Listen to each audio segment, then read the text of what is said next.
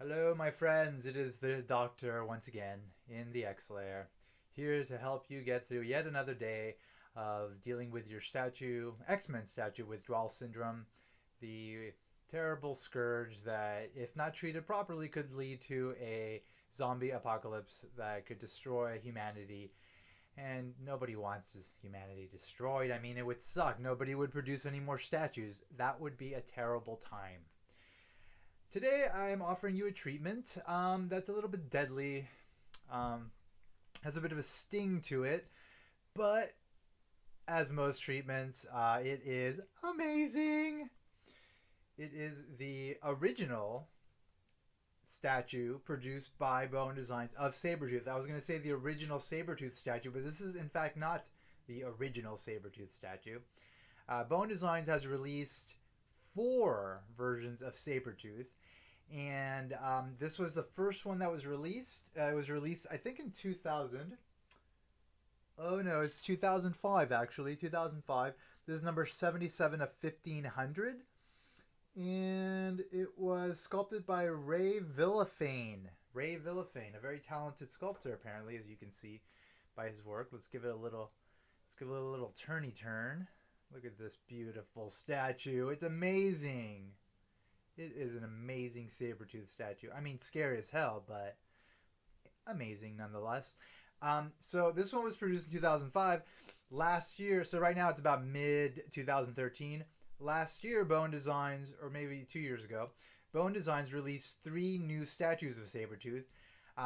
The same, relatively, I think it was, no, it was the same sculpt, but each one represented a different design of Sabretooth. One of them was the original Sabretooth design, the design that has him without any headgear, and it's basically the design that he first appeared in.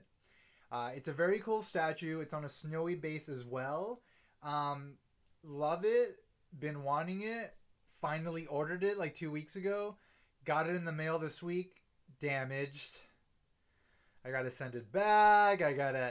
The company that sold it to me wants me to do the UPS like a claim thing. It's a mess. Unfortunate. I was gonna do a video of that one, but that one's gonna have to wait until I can get a replacement from a company that is not going to send me a damaged product. Anyway, my little sad rant aside, that's a very cool statue. There was also a version of that statue made in this costume. And then there was also a version of that statue made in his ultimate costume, which they call the street clothes version, but it's basically Sabretooth in the ultimate universe. And he's wearing like a tank top and like some uh, khaki, like green like army type of pants, and it's a very cool statue. I actually have that one. I might have posted the video to it. At this point, I may also not have posted the video. Depends on when I post this video. But if I haven't posted it, that one's coming up. It's a very cool statue, very detailed, very awesome. Bowen tends to do an amazing job on the Sabretooth statues. Like, I mean, I'll get into the statue in a second, but like, there's just so much detail to the way they present this character. I think they just really love the character. I mean, he's like a deadly douchebag, but he's awesome. Like, he's just an awesome character to behold. So I've got some details on Mr. Victor Creed here. So Victor Creed here is presented in the style that was redesigned and sort of reimagined by Jim Lee in the X-Men Volume 2 number 1 era, early 90s, when Jim Lee was just kind of like redesigning all the X-verse. Um, I think intended to maybe translate the characters into a sort of unique design that could be then represented in the X-Men animated series, which um, ran at about the same time. Um, so so essentially, uh, this is the design you're seeing here, the design that was created by Jim Lee, and and I lost my train of thought because of I've got Sabretooth in the brain. But the point is that you're seeing him here in this costume, and he is on this snowy, like rocky ledge, which is very cool. They did a really nice job with it. Uh, it's very similar to what they did with the other statues, but I'll talk about that when I get to those, when I do the individual videos. But this is very cool, and actually, this is intended to be a complement to the Logan statue that was produced also around the same time, maybe probably 2005, which has Wolverine as Logan, I guess, without a costume. He's shirtless, and he's on like a snowy, rocky ledge as well. And if you put these two statues together, they complement each other well. I Ray Villafane may have also sculpted that statue, so it's possible that uh, they were actually made as a set. They weren't sold as a set, but I know they were meant to be complementary. That's a very cool statue. It's actually gone up in price relatively quite a bit, maybe not. I don't know. I haven't really checked the prices recently, but from what I've seen, it's like it's not easy to find, and I would have liked to have gotten it, but it's just one of those that was always kind of outside of my reach, and there was just so many other statues that I needed to get. I needed to get. Okay, I wanted to get, and then there's no such thing as a need when it comes to the statue, right? Actually, I'm lying. There's a severe need, and we should deal with that in a different video. Um, but I yeah, so there's other statues I wanted to get, so I didn't get that one. But I will at some point in the future get that because I like it. But Randy Bowen has mentioned that it's potentially a possibility that that Logan statue will be released with a tank top as a variant. So if that happens, I might just pick that one up just to avoid the price gouging that goes on eBay. All right, so this one was made with that one as sort of a complimentary set, but you don't need to have the set obviously in order to appreciate the awesomeness that is this amazing statue. Look at this thing; it's freaking incredible. One standout sort of interesting detail is that it and the base are one piece, and that is not something that you see often with these statues, especially the ones released by Bowen. They usually release the statue separate from the base, and there's like pegs on the statue, and you insert it into the base. But with this one, they chose to make it one piece. I don't know why. Maybe that was something they were trying back then. Um, what's interesting though is that I wound up displaying him, this particular statue, with Mystique, the full-size Mystique statue that also I may or may not have posted a video of yet. If I haven't, stay tuned for that. Um, so and she is actually one piece as well. It's really strange. It's a strange sort of situation that I don't necessarily understand, which leads to a statue being unified with its base. So just thought I'd mention that interesting sort of situation. Um, okay, so the base on this statue, even though this is one piece, there's a base and there's the rocky sort of ledge that's got snow on it. Fantastic. Is amazing. It's an amazing work of art. I've mentioned before in past videos that I really love uh, the the bases that sort of represent natural landscapes and like maybe rocky landscapes. And I think that these like terrains that are developed to sort of provide a context for the characters and the way they're presented in the statues is can be a work of art in and of itself, and is something that can be appreciated on its own. This one also falls within that sort of like special category. It's a beautiful rocky ledge. It's got snow in various parts, and it's got like these skulls at the bottom, which either imply that he killed some people or there are some people dead in the area that he likes to hang out in because he's just like a killer. He's a killer. Um, and there's like a branch sticking out here, and like the snow looks great, and like his foot sort of his feet imprinted into the snow was done really nicely. There was a lot of detail put into the base itself, which just complements the overall piece very nicely. And if you're gonna have a base that's gonna have this sort of um, just grander design, grander scale, you want it to look great, and it does. It does look great. So A+ to that.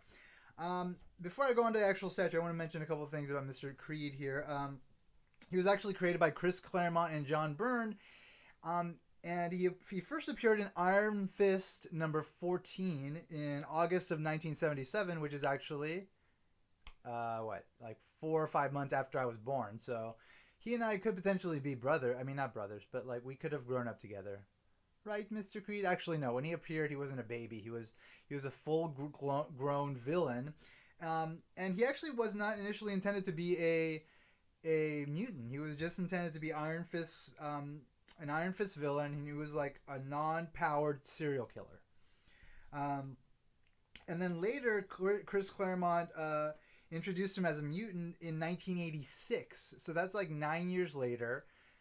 Introduced him in the Mutant Massacre, in which Mr. Sinister, his marauders, which are sort of like his henchmen, like went down into the Morlock tunnels and just killed a bunch of mutants, which was atrocious. And then later it was discovered that like Gambit actually told them where to find the mutants. So I mean, there's just like, I mean that just like brings a tear to my heart, my Gambitino, my namesake, like was partly responsible for a terrible act that I'm gonna forgive him for because he's just such an awesome character.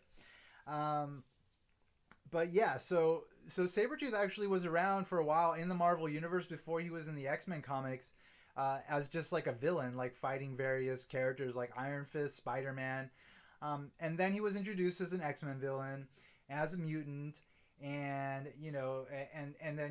and then he was connected to like the Weapon X program, which is the program that developed Wolverine, Wolverine as a killer, Wolverine as an adamantium laced skeleton, being that just was supposed to be like the ultimate weapon.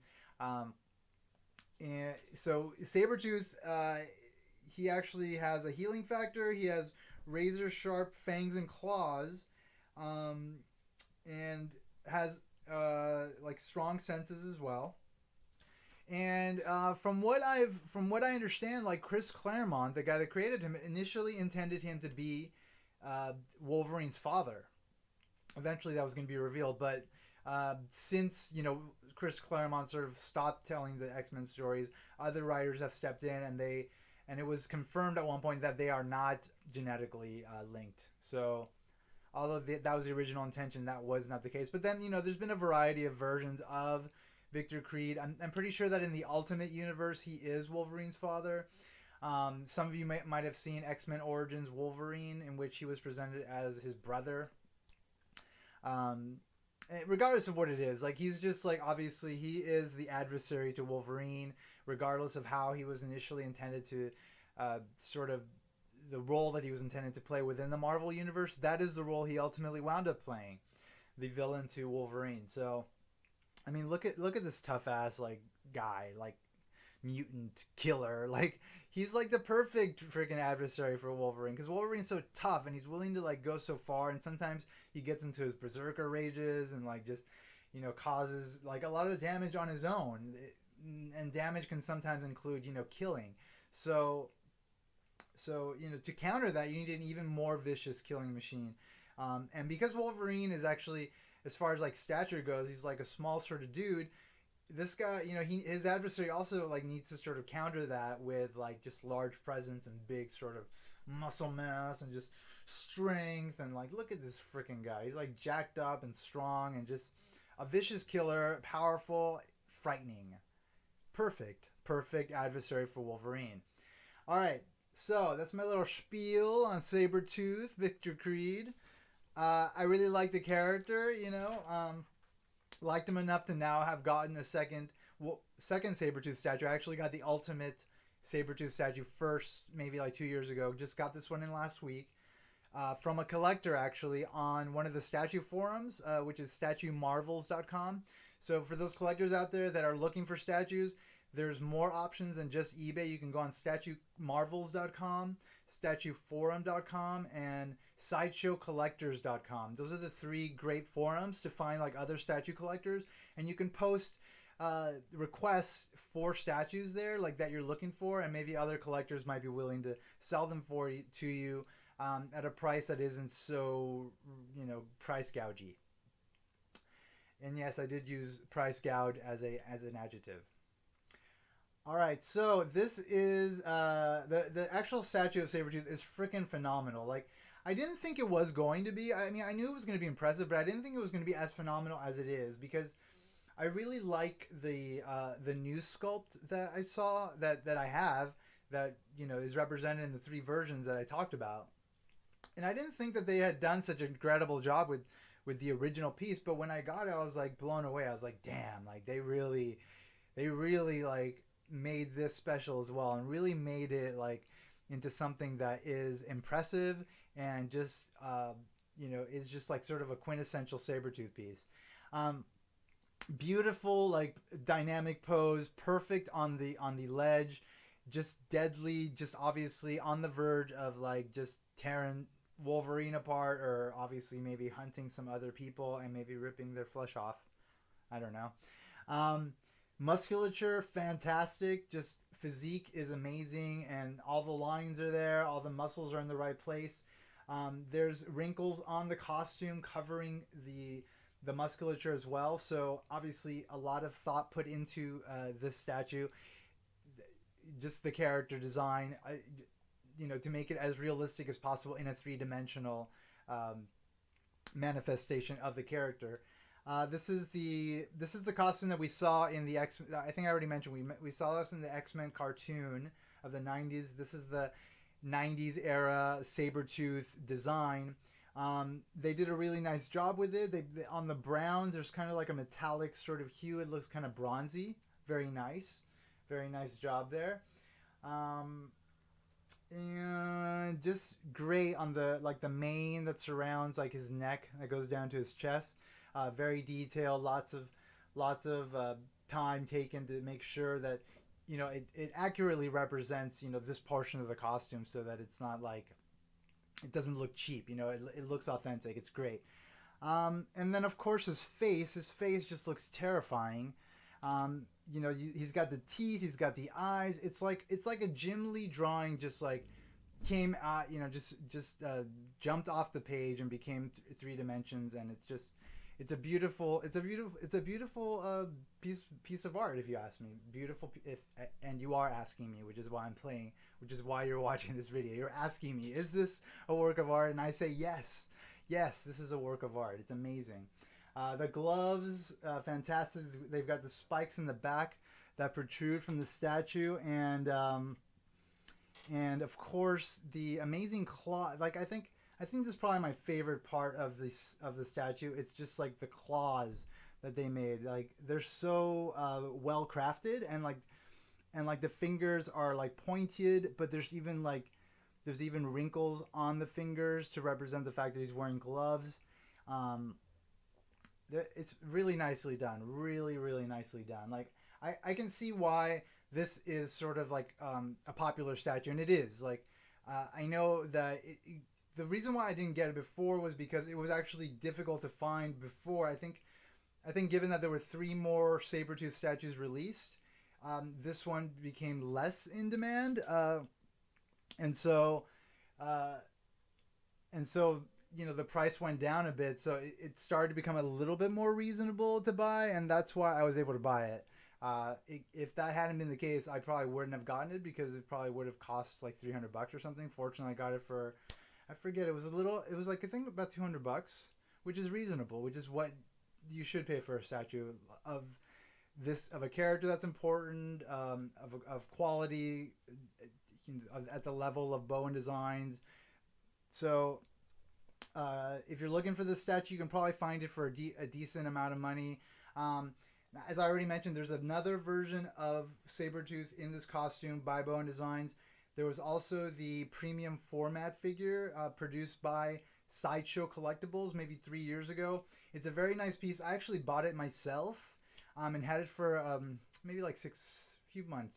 And then I got rid of it because there were a couple of reasons. One, I didn't want to commit to the premium format line, because the statues are big, and they're difficult to maintain.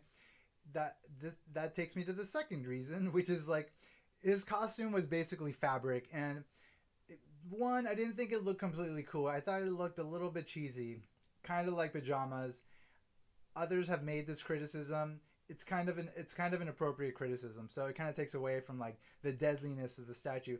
But overall, the thing was amazing, and it is amazing, and people should get it if they're interested in like 1/4 scale, like Sabretooth. If you're a big Sabretooth fan, That statue, awesome. This statue, awesome. All three statues produced by Bowen of him last year, awesome. Everything that's come out of Sabretooth has been awesome. I don't know. I think Kotobukiya had sneaked a version of Sabretooth that they were going to release, but I don't think they ever released it in classical Kotobukiya form. I keep saying things like that because it's unfortunate. They have done that on multiple occasions where they sort of preview things that they're thinking of, or the preview things that have been sculpted. There's obviously been sort of production, attempts made, and it sort of implies that we're going to be able to get these statues, and us fans, we get all excited, and then all of a sudden we hear no, it's not coming out, and it's a very disappointing situation. So Koto, I love you, but you guys need to get your act together as far as like following through with your promises. All right. Anyway, I think that pretty much concludes this little video for Mr. Victor Creed, produced by Bone Designs, as I said, in 2005. Very cool statue. Eventually, I'll do a video focusing on the various ways that this statue might be displayed with like versus type scenarios with other maybe Wolverine statues or maybe some X-Men. But right now, as I said, I have them with Mystique, and it's like a magical pairing. It's a magical pairing. I'm really happy I put them together because they look great together. All right, folks. Thank you so much for checking out my video. I appreciate it. Thanks for checking out my blog. My blog is X-Men Statues of Future Past.blogspot.com. If you're interested in seeing more of this statue, I have a lot of close-up shots on my blog. You can link to it. I link to my blog from my YouTube channel and also from the description to this statue. I don't link to the particular post, but you can. I have all my statues listed on just the first page any page that you go to on the blog. On the left-hand side, there's a column list of all the statues that I featured thus far from my collection in alphabetical order. So just go down, scroll down for Sabretooth, bam, click on it. You'll see the post with the video and the photos if you're interested in looking at more photos that I've taken of this statue, just to give you some more close-up sort of perspective on the really awesome characteristics of this amazing statue. Thank you for checking out my YouTube channel. My YouTube channel is Dr. Remy LeBeau's X-Lair. If you haven't subscribed yet, subscribe. That's a great way to sort of keep up on what I am posting on my YouTube channel. And as always, I think just everything I've said, everything I've said notwithstanding, it would be important for you to put an X in the box because ain't nobody checking me. All right, folks. Thank you so much again, and I'll see you all very soon. Bye-bye.